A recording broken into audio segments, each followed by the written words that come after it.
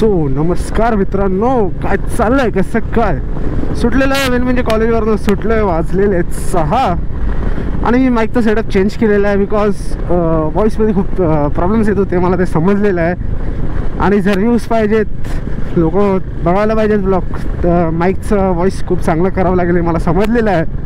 ते आधी पण माहीत होतं, आता थोडं अजून जास्त डोक्यावर घ्यावं लागले ते बिकॉज दिवसेंदिवस किंवा कधी कधी काही ब्लॉग्समध्ये व्हॉईसचं थोडं इश्यू होत होता. आय नो, मला कमेंट्स येत होत्या किंवा काही कमेंट्स नाही आले तर काही जणांचा पर्सनल मेसेज येत होता किंवा काही जणांचं सजेशन येत होतं की ब्लॉग्स वगैरे खूप चांगले असतात, पण थोडं जे तुझं माईक आहे जे बोलतोस थोडं ते थोडं क्लिअर कर.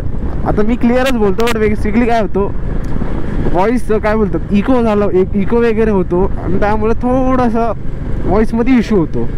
बात तो सही आहे. सो मी ठरवलेलं आहे माईकचं सेटिंग चेंज करायची आणि मी आता आतमधनं पाठी माईक जो बॅक साईडला होता, हेडच्या या साईडला होता, तो आता मी घेऊन मी पुढे घेतला आहे. बरोबर आपला तोंड असतो तो म्हणजे एकदम राईट हँड साईडला थोडंसं पाठी घेतलं आहे, जेणेकरून व्हॉईस एकदम इझिली येईल. आणि आता माहीत ना विंड व्हॉईस किती येते ते, आता जे काय आहे ते मला घरी जाऊन समजेल की विंड नॉईस किती आहे, काय आहे, काय रियालिटी आहे ते. पण होप यार प्लीज सर्व नीट यायला लागेल, नाही तर मला परत रिटर्न जे ही कनेक्टर वायर असते ती कनेक्टर वायर मला बदलावी लागेल. हा इश्यू आहे. जर नाही झालं तर बिकॉज तुम्हाला माहिती आहे ती माझी ओल्डवाली होती, तिचे पण लागलेले आहेत, मला तर रिटर्न बदलावी लागणार आहे. एअर इंडिया, अरे हां, एअर इंडियावरनं एक गोष्ट आठवली. एअर इंडियाची आता काहीतरी कॉन्ट्रोवर्सी झालेली ना पॅसेंजरसोबत, काहीतरी कोणतरी फिमेल पॅसेंजर होती, त्याची तिची आजीला आहे ती, सो आजी किंवा कोण होती, मदर इन लॉ, आयडिया नाही, बट असंच कोणतरी वयस्कर कोणतरी व्यक्ती होतं.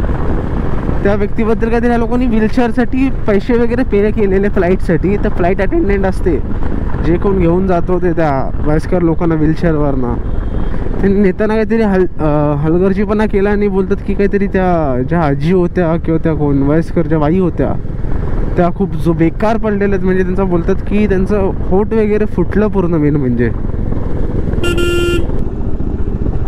हे बघा, हे असे मूर्ख लोक असतात यार, राष्ट्रामध्ये असतात चुत्या लोकांना स्थान नाहीये.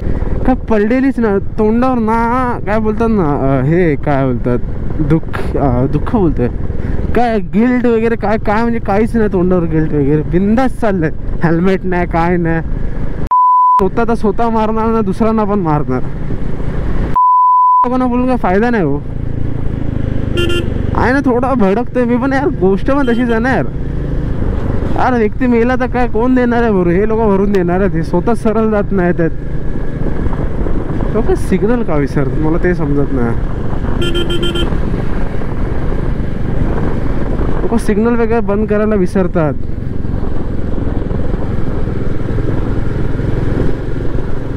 समजलंच नाही त्याला आधी, मग त्याला ते सांगावं लागलं की असं असं करून सिग्नल बंद करतात ते. सो मी तेच गोष्ट आहेत की लोक अशी असतात यार, लोकांना बेसिक सिविक सेन्स नाही. ही गाडी कुठून आणायची भाई, मला वाटलं 0001 आहे गाडीचा नंबर बघा, 0009 एंडेवर ब्लॅक ब्लॅक पूर्ण काचा केलेल्या आहेत, पूर्ण ब्लॅक काचा आहेत, फुल पैशात कोण थांबवणार नाही, नका टेन्शन घेऊ. सो तेच की काय बोलत होतो, आपल्याला गोष्टी चेंजेस करावे लागणार आहेत माईक्सवर, मला आहे नो यार. आणि गरमी खूप वाढते यार. मित्रांनो तुम्ही लोक कुठून आहात ते सांगा. कारण की आमची इथे पनवेलमध्ये एवढी बेकार म्हणजे बेकार एवढी बेकार गरमी वाढते ना की काय सांगू नाही शकत. आणि मुंबईमध्ये प्लस नवी मुंबईमध्ये पण सुद्धा एवढी गर्दी झाली आहे ना, त्याचा विचारच नाही करू शकत. बेकार, एकदम बेकार गरमी होते. हे बघा, कुणाला वाटते, तुम्हाला वाटलं की यार तन्मय काय गोव्याला वगैरे आलास की काय. गोव्याला वगैरे नाही मित्रांनो. कसा प्रश्न असा आहे की इथे नॉर्मल कपड्यावर फिरताच येत नाही हो, नॉर्मल जाड कपडे घालून फिरताच येत नाही. कारण की जर हुडी वगैरे विचार केलात ना, हुडी वगैरे घालायची, खतम भाई खतम. 1-1.5 तासात त्यांना तुमचा जीव खतम होणार. आणि एवढा घाम येतो ना, म्हणजे तुम्ही आता विचार करा मी किती पातळ शर्ट घातलं, गोव्याला वगैरे घालतात त्या टाईपमधला शर्ट घातला तरी मला घाम येतो. आणि आहे ना मला बाकीच्यांपेक्षा जास्त घाम येतो, पण तरी पण सांगतो मित्रांनो,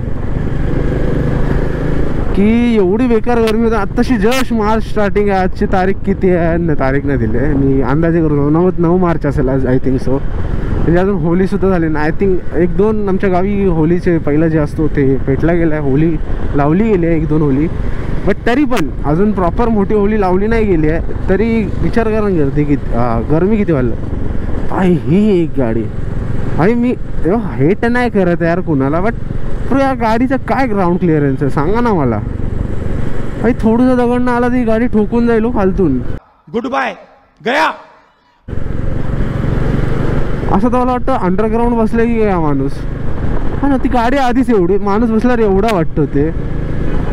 आणि ऑफरोडला तर काय, ऑफरोड सोडावं, थोडा जर रस्ता खराब असेल तरी नेऊ नाही शकत. एवढी बेकार हालत आहे त्या गाडीची. म्हणजे ग्राउंड क्लिअरन्स खूप छोटं त्या गाडीला. हा एक इश्यू आहे ना. तुम्ही बोलाल अरे तन्मय गाडी तो बस रोड्स के लिए आहे ना, रोडसाठी. बट आपण बोलतात ना, आपण मिडल क्लास लोक काही एवढं आपल्याकडे ब्लॅक मनी किंवा ब्लॅक मनी नसतोच आपल्याकडे. आपण मेहनतीचा पैसा असतो. बात तो सही है. आपल्याकडे एवढे पैसे नसतात की आपण प्रत्येक गोष्टीसाठी आपण एक वेगवेगळी गाडी घेऊ. जसं अमीर लोकांचं असतो, जे श्रीमंत लोक असतात त्यांचं असतं एक फक्त फिरण्यासाठी एक वेगळी गाडी, रोडसाठी एक वेगळी गाडी, ऑफ रोडिंगसाठी एक वेगळी गाडी. त्या टाईपमध्ये आपलं काही नसतो ना यार. आपल्या जी एक भेटेल तीच आपल्यासाठी सर्वस्व असते. त्याने ऑफरोड करतो आपण, काही पण असो, तर सर्व आपलं एकाच गाडीने असतो ना यार. आपण असं नाही की यार मी ही गाडी नवीन घेतो, दुसरी गाडी घेतो, तिसरी गाडी घेतो, असं काय नसतं आपलं. एकाच गाडीवर सर्व चालवायचं असतो 10-15 वर्ष. अरे हां, मेन म्हणजे ह्याच्यावरून आठवलं मित्रांनो, लवकरात लवकर एप्रिल 30च्या आधी लवकरात लवकर नंबर प्लेट्स बदलून घ्या. HRCP नंबर प्लेट नसेल, higher registration security number plate ती नसेल तर ती तुम्हाला फाईन लागण्यात येईल. बाईक्सला काहीतरी 500 to 1000 रुपीज आहे आणि कारला काहीतरी 1,500 ते 2,000 रुपये असं काहीतरी आहे. प्रॉपरचे काही डिटेल्स आहे ते मी जमलं तर मी तुम्हाला स्क्रीनवर दाखवतो किंवा डिस्क्रिप्शनमध्ये टाकतो. आणि HRCP नंबर प्लेट कशी असते ती तुम्हाला इथे वरती स्क्रीनवर दिसेल. आणि तुम्हाला जर अप्लाय करायची असेल तर तुम्ही ती तुमच्या वेबसाईटवरनं वगैरे तुमच्या वेबसाईटवरनं बोलतो आहे, तुम्ही ऑनलाईन गव्हर्नमेंटच्या पोर्टलवरनं जाऊन हे टाकू शकता, HRCP number plate government portal. तुम्हाला इझिली फर्स्ट लिंक शो होईल, त्यावर तुम्ही क्लिक करून बघू शकता.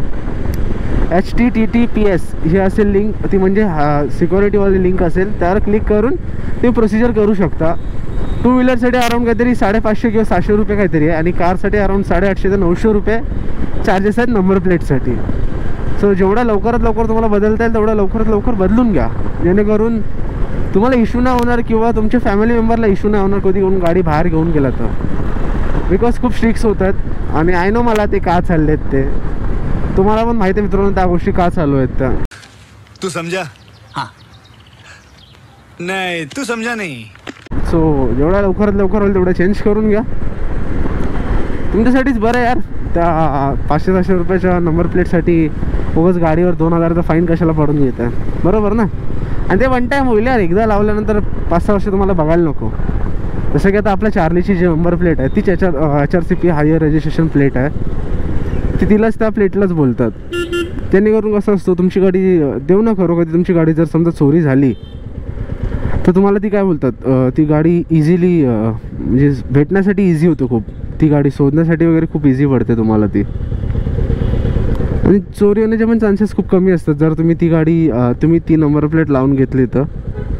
आणि बरं आहे ना, एकदा तुम्ही गाडीला लावून घेतला तर तुम्हाला खर्चाचं परत टेन्शन नाही. कसं वाटतं, बरं वाटतं ना. जाऊ दे हो, काय तुमचंच मोठं ब्लॉगर आहे, काय चांगलं बोललात तर थोडं मला पण बरं वाटेल ना. हे एक लोक असतात ना भाई, यांना काय इश्यू असतो काय माहिती सिग्नल सुटायच्या आधी. तुम्ही मित्रांनो रेसिंग बघितले का, MotoGP वगैरे, त्यांचे रायडर्स पण थांबलेले असतात हो. त्यांचा 3, 2, 1 नाही झाला की यांचा तिसऱ्याला गाडी निघाली, गेअरवरनं गाडी टाकली, गाडी चालू पण झाली. यांचा असे इश्यू असतात.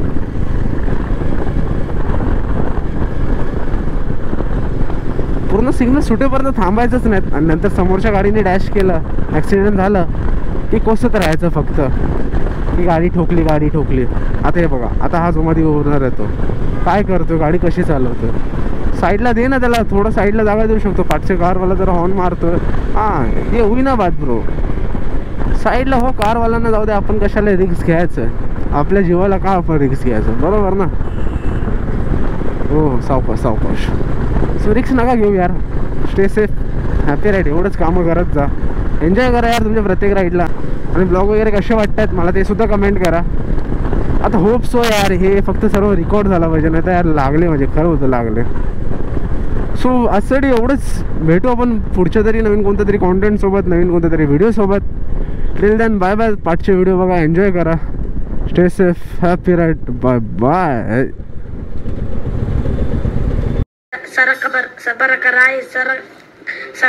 whatever. Please, sir, I want to reach 1 million.